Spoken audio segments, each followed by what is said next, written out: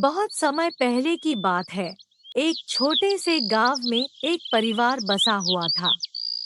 इस परिवार में एक बड़ा भाई था जिसका नाम था अर्जुन और एक छोटी बहन जिसका नाम था प्रिया। ये दोनों बच्चे बहुत प्यारे और सजग थे। अर्जुन और प्रिया का गांव में स्थानीय स्कूल था, जहां एक नैतिक और समझदार शिक्षिका नियुक्त थी, जिनका नाम था आदिति दीदी।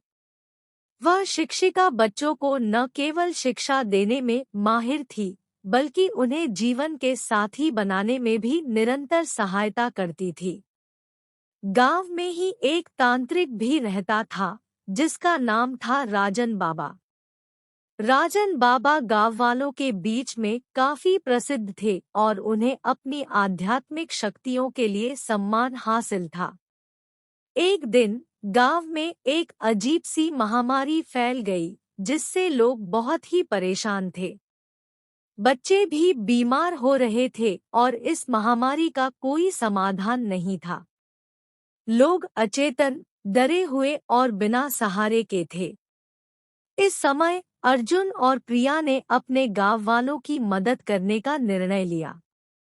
वे अपने स्कूल के शिक्षिका आदिति दीदी से मिले और उनसे समस्या के बारे में बताया।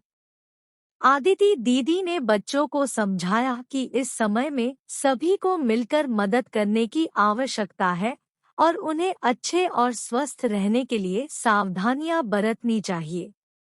इसके बाद अर्जुन ने अपने छोटे भाई बहन के साथ मिलकर गांव वालों को जागरूक किया और सभी को इस महामारी के खिलाफ एकजुट होने के लिए प्रेरित किया।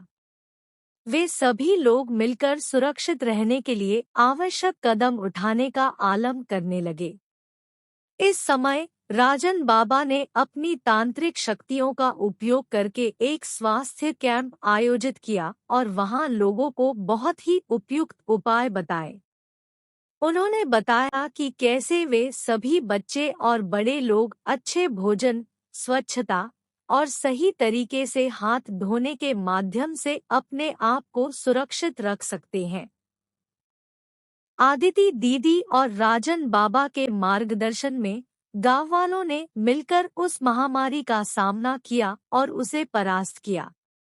उन्होंने एक दूसरे का साथ दिया, सहायता की और अच्छे स्वास्थ्य की दिशा में साझा जागरूकता की।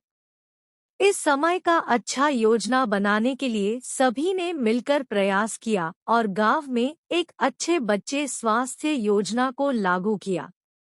इसके फलस्वरूप गांव में सभी ठीक ठाक रहने लगे और उन्होंने इस बड़ी मुश्किल को सामना करने में सफलता प्राप्त की।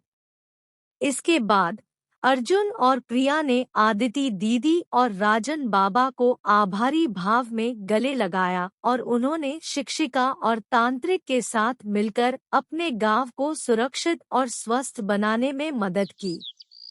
इस घड़ी में ये चारों ही व्यक्तिगत और सामाजिक साहस का परिचय हो गया और उन्होंने दिखाया।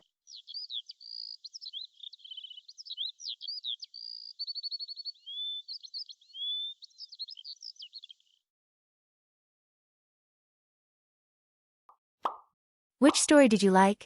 Tell us in the comment box and like and share. Don't forget to subscribe to our story.